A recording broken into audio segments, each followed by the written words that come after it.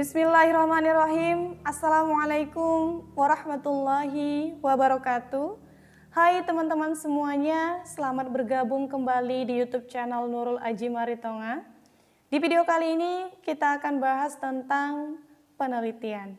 Namun sebelum saya menjelaskan materi yang akan saya sampaikan pada hari ini, saya ingin menyapa teman-teman dari Karimun Batam, Kepulauan Riau, Jambi, Medan Sumatera Utara, Kalimantan, Sulawesi, dan Papua. Selamat bergabung. Di video kali ini kita akan membahas tentang bagaimana menyusun instrumen dan mengumpulkan data penelitian. Pada video sebelumnya saya telah jelaskan tentang apa itu pendekatan penelitian kuantitatif, kemudian kualitatif, apa itu variabel, dan bagaimana membuat atau menemukan masalah penelitian, ya teman-teman. Nah, baiklah kita akan masuk kepada pembahasan. Jadi, ya, kira-kira hal apa sajakah yang harus dilakukan oleh peneliti dalam mengumpulkan data? Yang pertama adalah mempersiapkan atau membuat instrumen pengumpulan data. Jadi sebelum melakukan atau sebelum membuat instrumen, teman-teman harus sudah membuat desain penelitian dan telah memilih jenis pendekatan penelitian apa yang digunakan. Apakah kuantitatif, kualitatif, eksperimen, PTK, dan lain sebagainya. Nah, untuk penelitian kualitatif, yang menjadi instrumen kunci adalah si peneliti itu sendiri. Sedangkan penelitian kuantitatif biasanya instrumen yang umum digunakan adalah kuesioner maupun angket. Yang kedua adalah sumber data. Pada saat teman-teman telah menentukan desain penelitian, kemudian sudah memiliki masalah penelitian, sudah memiliki jenis pendekatannya, maka sumber datanya juga pasti sudah ketemu, ya teman-teman. Apakah sumber datanya itu dalam bentuk orang atau dokumen, apakah datanya itu primer, sekunder, apakah nominal, maupun lain sebagainya, ya. Kemudian yang ketiga adalah operator instrumen melaksanakan pengumpulan data. Jadi teman-teman, dalam hal mengumpulkan data bisa dilakukan oleh si peneliti itu sendiri, bisa juga melalui bantuan orang lain atau dengan mengirimkan instrumen melalui email, ya teman-teman.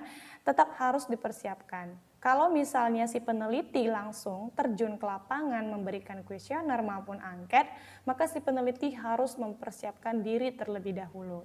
Kemudian kalau misalnya melalui bantuan orang lain, maka si peneliti menjelaskan kepada orang tersebut tentang teknis maupun kuesioner yang akan dibagikan. Nah, seperti itu ya teman-teman. Kita masuk kepada pembahasan kira-kira apa ya instrumen itu. Nah, menurut Sukarniana 2003 halaman 71 beliau menjelaskan bahwa instrumen penelitian adalah alat yang dipakai untuk mendapatkan atau mengumpulkan data secara empiris dalam mencari pemecahan masalah penelitian ataupun mencapai tujuan penelitian.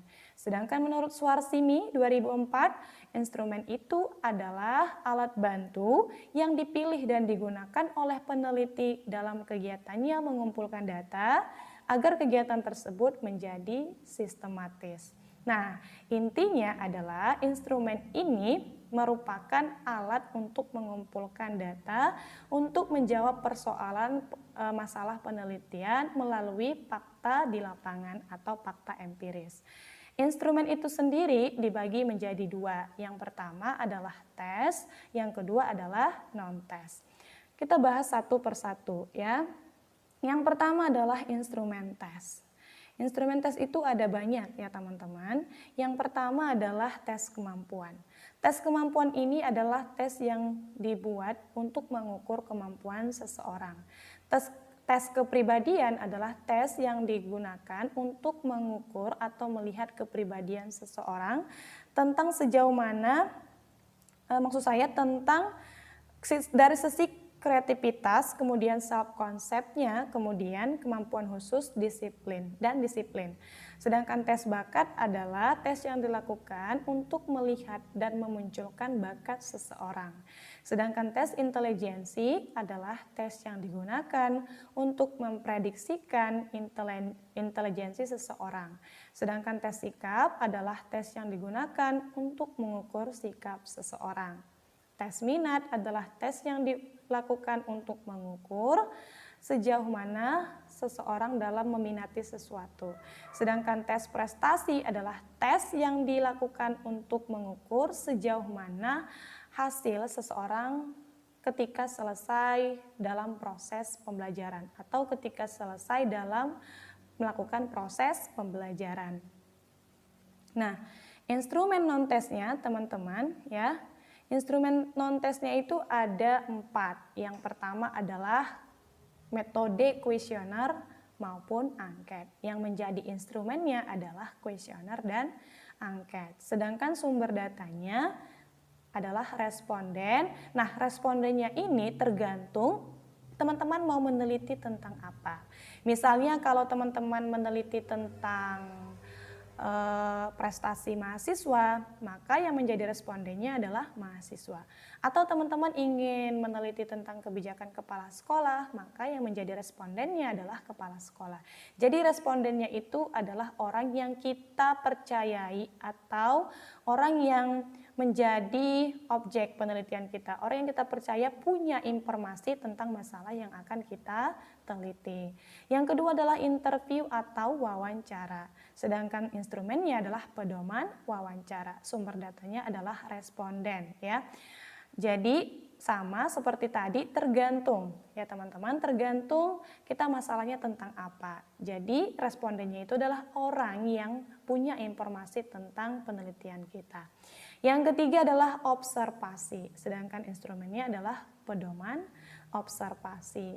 Sumber datanya adalah dalam bentuk benda, kemudian kondisi dan situasi, proses maupun perilaku. Yang terakhir adalah studi dokumen. Instrumennya adalah form pencatat dokumen. Yang menjadi sumber datanya adalah dalam bentuk buku, jurnal, catatan resmi, undang-undang, maupun putusan hakim. Baiklah teman-teman, sekarang kita masuk kepada pembahasan instrumen itu sesuai dengan karakteristik yang diperlukan. Jadi, kalau saya analogikan seperti ini teman-teman. Kalau kita mau memotong atau kalau kita mau menebang pohon, itu tidak mungkin dengan silet. Jadi harus sesuai. Sama ya, kalau kita penelitiannya tentang A misalnya, maka kita juga menggunakan instrumen yang tepat, harus sesuai. Nah, saya kasih ini ya contohnya, data tentang pengetahuan kognitif. Maka tes yang tepat untuk menjawab ini adalah tes objektif ya.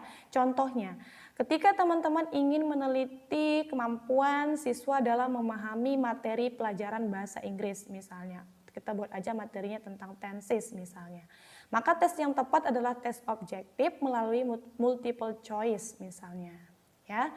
Sedangkan yang kedua adalah data yang terkait dengan pelaksanaan sesuatu, maka teknik atau instrumennya adalah observasi.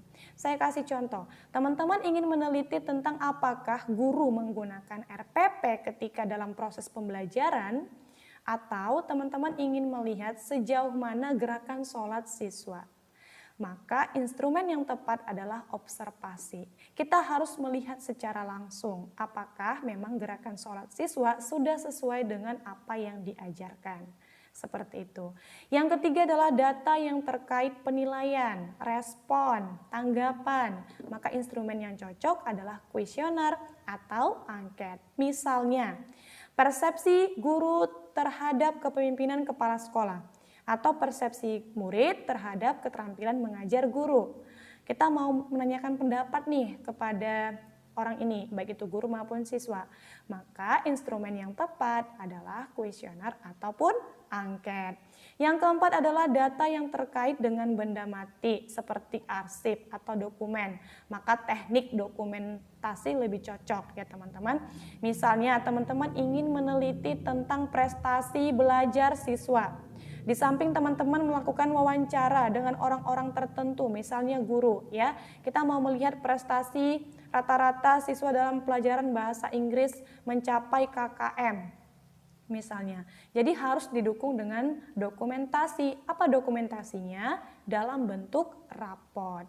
Jadi data itu valid apabila memang didukung dengan instrumen yang lain misalnya. Jadi penelitian itu bisa menggunakan satu instrumen ataupun menggunakan 2 atau 3 atau lebih instrumen ya teman-teman. Nah, kemudian langkah-langkah menyusun instrumen. Yang pertama adalah analisis variabel penelitian. Jadi harus tahu dulu variabelnya itu apa. Ya, kalau tidak mengerti variabel boleh lihat video saya tentang variabel penelitian. Nah, kita analisis variabelnya. Kita definisikan, kita uraikan gitu ya teman-teman. Kemudian yang kedua adalah menetapkan jenis instrumen. Jadi kita sudah tahu nih jenis instrumennya apa, apakah kuesioner, ataukah angket, atau wawancara dan lain sebagainya. Yang ketiga adalah menyusun kisi-kisi atau layout instrumen. Jadi teman-teman harus juga punya kisi-kisi. Kisi-kisi ini, dari kisi-kisi ini kita bisa melihat apakah apa yang dimaksud dengan variabelnya, kemudian jenis pertanyaannya, kemudian berapa butir pertanyaannya yang ditampilkan dalam bentuk kisi-kisi atau layout ya teman-teman. Kemudian jenis pertanyaannya jenis apa gitu ya. Yang keempat adalah menyusun item instrumen. Kemudian yang terakhir adalah menguji coba instrumen. Instrumen itu juga harus diuji coba ya teman-teman.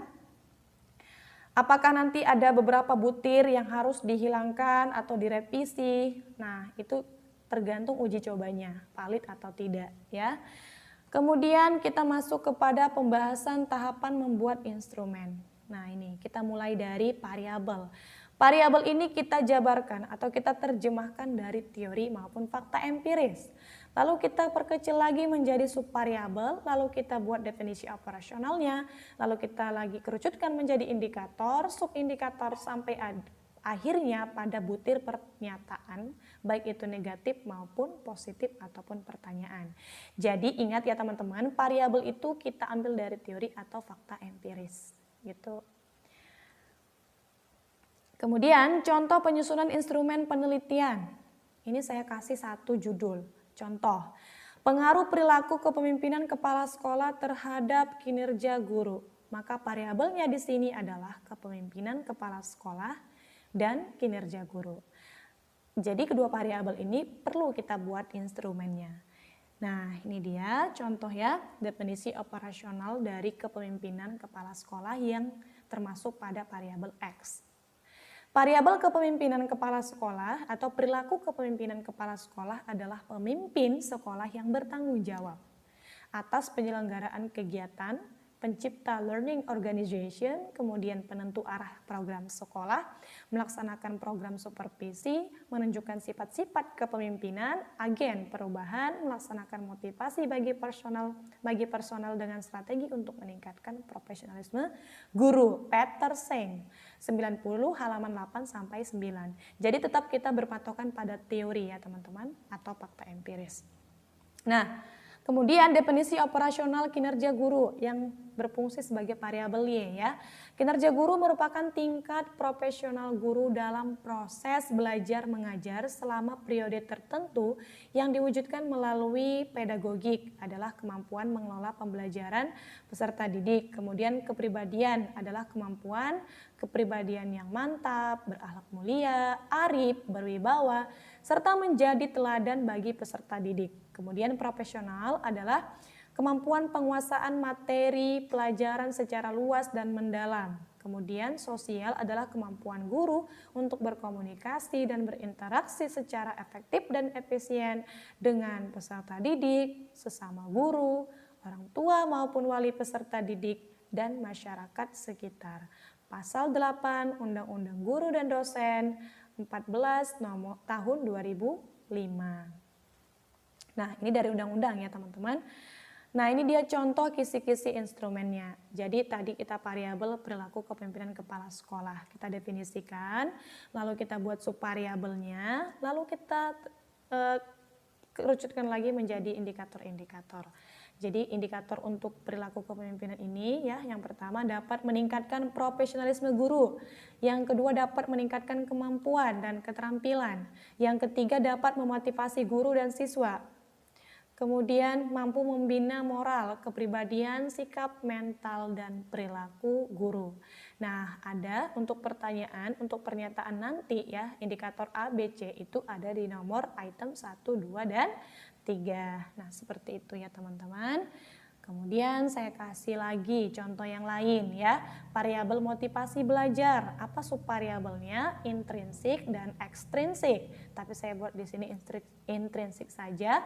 Kemudian indikatornya adalah yang pertama perasaan senang, yang kedua kemampuan berprestasi. Sedangkan subindikatornya adalah senang terhadap pelajaran A dan kemampuan siswa mengerjakan PR. Nah, untuk indikator perasaan senang itu nomor itemnya 1 dan 2 dan begitu juga seterusnya ya teman-teman. Nah, mungkin di sini sampai di sini dulu untuk materi instrumen penelitian dan teknik pengumpulan data ya. Semoga bermanfaat. Intinya teman-teman, instrumen itu harus sesuai dengan pendekatan penelitian. Kemudian kita juga harus sesuaikan apakah kita mau meneliti tentang intelijensi, kemampuan, dan lain sebagainya. Jadi kepalitan instrumen itu juga sangat mendukung hasil penelitian. Kalau misalnya instrumennya itu bagus, maka akan mengurangi kekeliruan terhadap hasil penelitian. Namun jikalau misalnya instrumennya kurang tepat, maka kemungkinan akan ada kekeliruan tentang pembahasan atau hasil penelitian. Jadi poin pentingnya adalah instrumen ini merupakan hal yang sangat penting dan oleh karena itu harus dibuat sesuai dengan teori dan fakta empiris dan betul-betul menjawab pertanyaan penelitian. Baiklah teman-teman, terima kasih telah menonton. Kalau misalnya video ini bermanfaat, jangan lupa like, subscribe channel ini, dan bunyikan notif loncengnya agar teman-teman tidak ketinggalan informasi ataupun video-video terbaru dari saya. Terima kasih, thank you so much for your watching. Wabillahi taufiq wal hidayah. Assalamualaikum warahmatullahi wabarakatuh.